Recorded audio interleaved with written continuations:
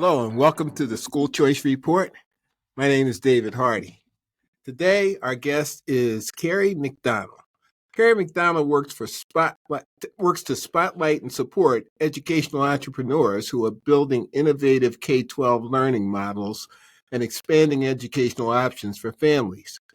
She's a senior fellow at the Foundation for Academic Education and a host of Liberate Ed podcast. She also is a Belinda Johnson Family Education Fellow at the State Policy Network and an adjunct scholar at the Cato Institute and a regular at Forbes contributor. She's written several books, including Unschooled, Raising Curious, Well-Educated Kids Outside the Conventional School Classroom. Her articles have appeared in a host of serious news outlets, and she's been on CNBC, C-SPAN, and Fox News. Kerry has a BA in economics from Bowdoin College, one of my favorite schools, and a master's degree in educational policy from Harvard University.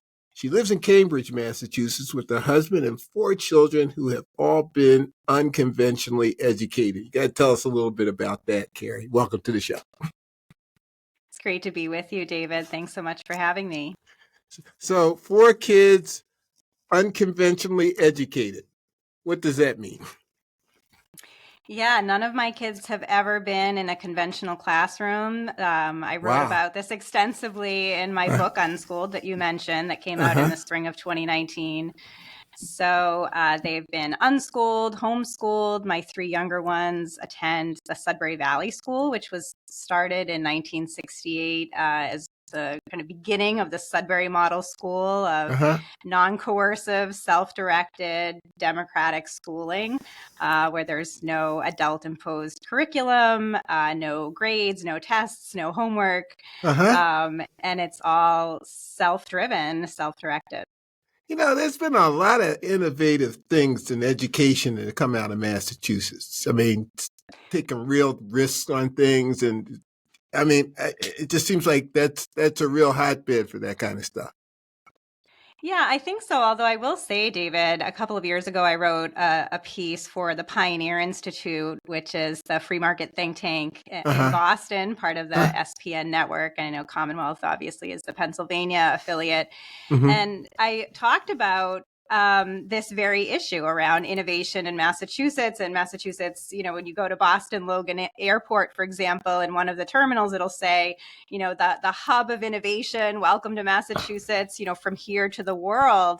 And yet I think what often happens, with some exceptions, but what often happens is we see programs that are often incubated, invented in Massachusetts, but especially in education, often sort of stay small or even fizzle in Massachusetts and expand to other states that are maybe more open to education, freedom, and innovation. For example, I think about the company KaiPod Learning, which you may be familiar with. It was launched by Amar Kumar back in 2021 to create these sort of small in-person learning communities where families would be able to choose whatever curriculum they prefer, sort of matched to their individual needs and preferences and values. And then the students would come together periodically throughout the week, full-time if they'd like, into these intentionally small learning communities with an experienced educator who would kind of bring the group together and offer social and enrichment opportunities for the kids. But the kids would work specifically on their curriculum chosen by the parents, and the educators would help when needed. Anyway, it started right outside of Boston, where Amar lives. He went to the Harvard Business School and again, kind of inventing and incubating these educationally innovative ideas. But interestingly, KaiPod is growing outside of Massachusetts. So they just have that one pod, that kind of pilot pod outside of Boston, and they're growing leaps and bounds in states like Arizona that, of course, have universal school choice, expansive education choice policies that enable these programs to be much more accessible to more families. And this sort of culture of parental choice in education that exists in other states. So kind of a long-winded response to your point or your observation about innovation, but I think we're good at coming up with ideas. I'm not sure we're so good at keeping them there. That's interesting because charter schools were invented in Massachusetts, and you don't think of Massachusetts as a big charter school state. So, well, it's interesting, that was, so when I went to Harvard, it was at the turn of the millennium, and I was really interested in education, innovation, and choice back then. And at the time, if you were interested in anything to do with anything kind of innovative in education, charter schools were where you landed. So that was how I got connected with the Pioneer Institute at the very beginning when they were incubating the Building Excellent Schools project that came out of Pioneer in the late 90s and early 2000s, which was this accelerator program for founders of charter schools. And it was really started through Pioneer. Of course, then Building Excellent Schools later went off and created their own separate nonprofit organization. But it was fun to see that initial time when there was this spirit of experimentation and incubation in education, thanks to the charter sector. And now, of course, I'm seeing that again in this microschooling and innovative learning model sphere. One thing that I think, and we didn't plan on talking about any of this, but I just want to bring up one thing that's kind of intriguing to me. And I think his name was Ray Polk. I can't remember his last name. The guy in Massachusetts who came up with the idea of charter schools. And one of the things he did was he wanted it to be a place where teachers could lead. And I never saw that really come out of the charter school movement. I never saw that rush of teachers going, wow, I have this opportunity. I'm going to start a school. I'm going to do something different.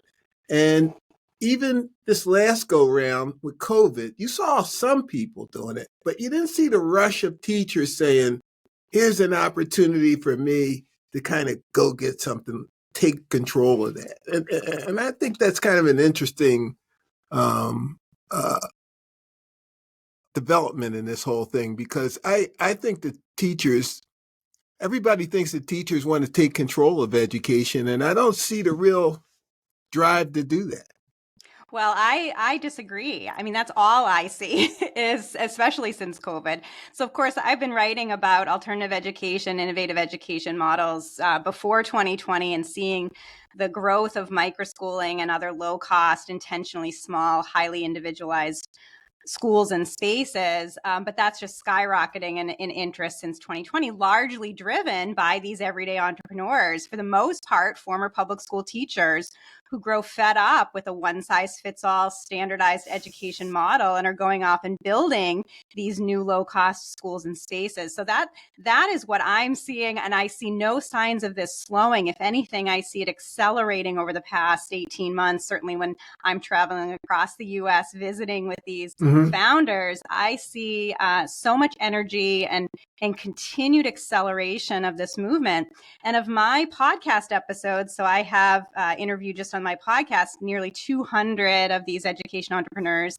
The vast majority of them, well over 3/4, are former public school teachers. So I see teachers really taking off.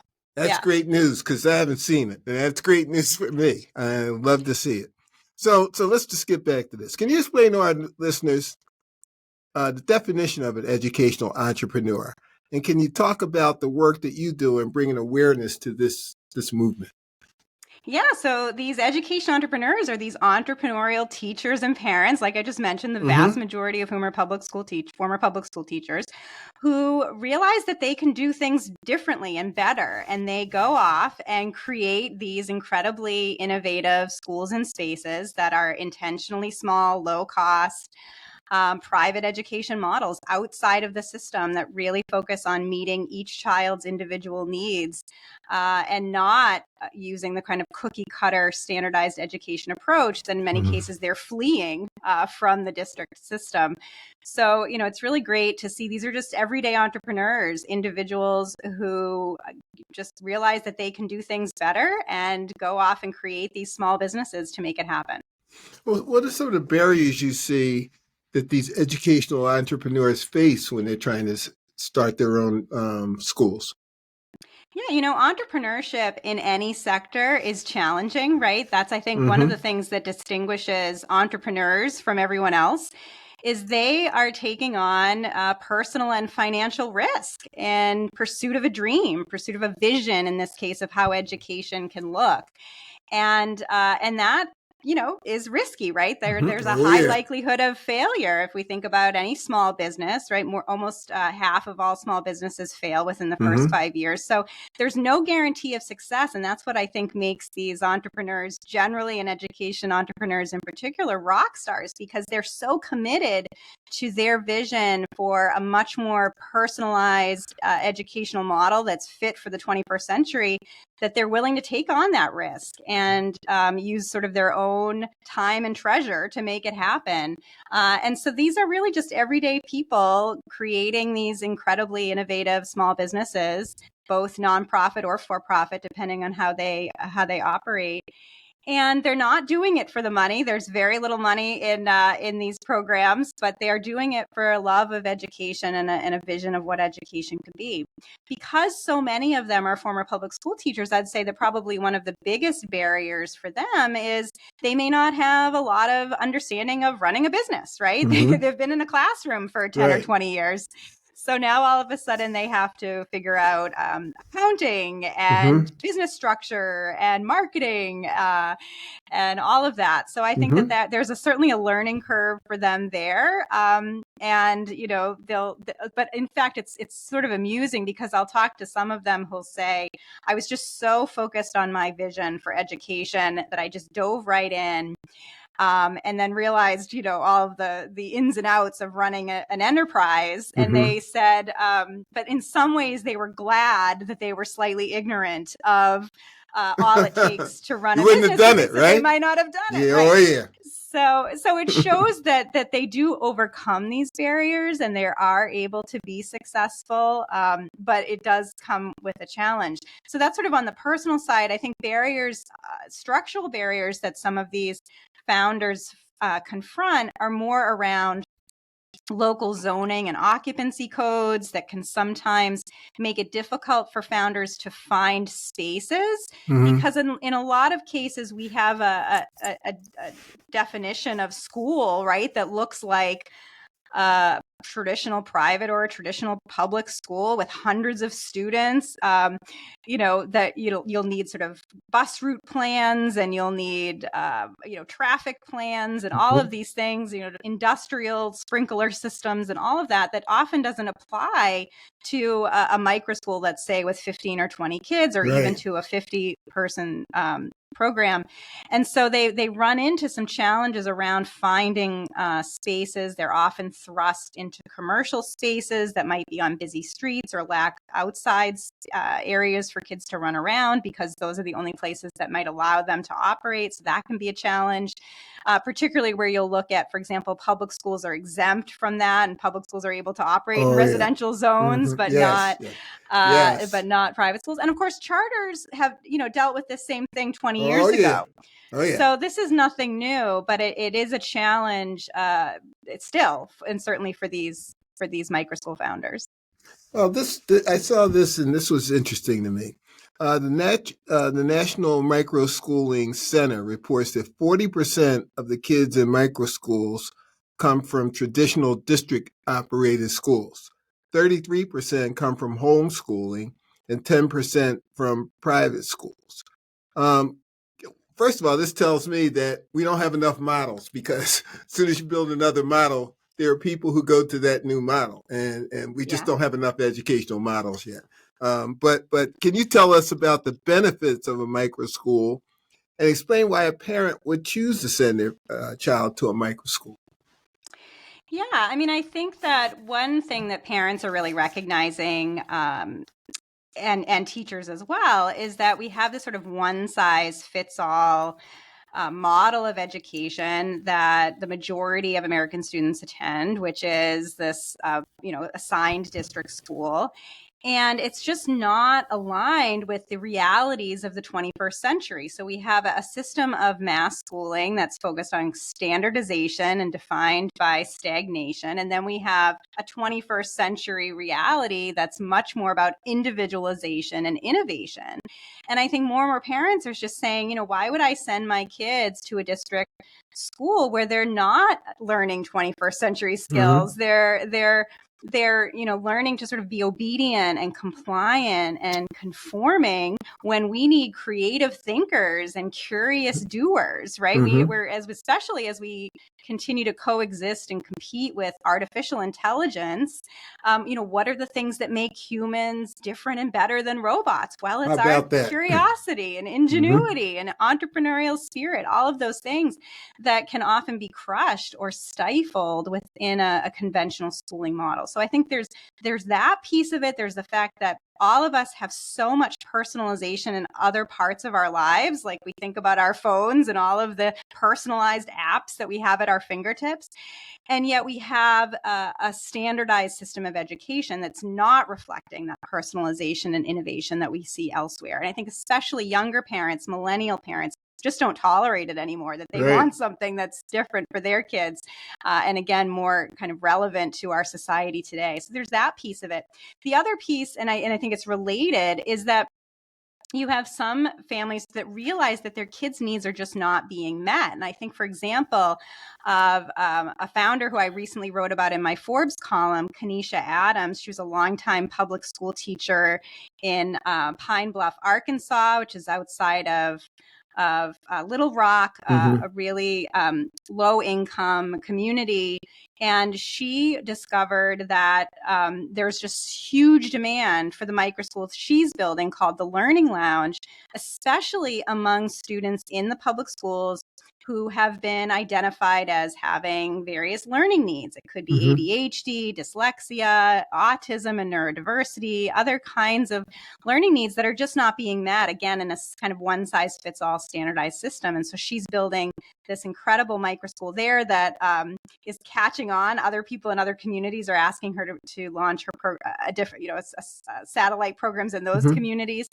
And Arkansas, like so many states, is now offering universal education choice. So all of the students attending Kanisha's micro school will be able to attend tuition free under these programs. So, it's such an exciting time in education. I don't know how you feel, David, but I've been in education for a long time, and I've never been more excited or optimistic about where we're headed.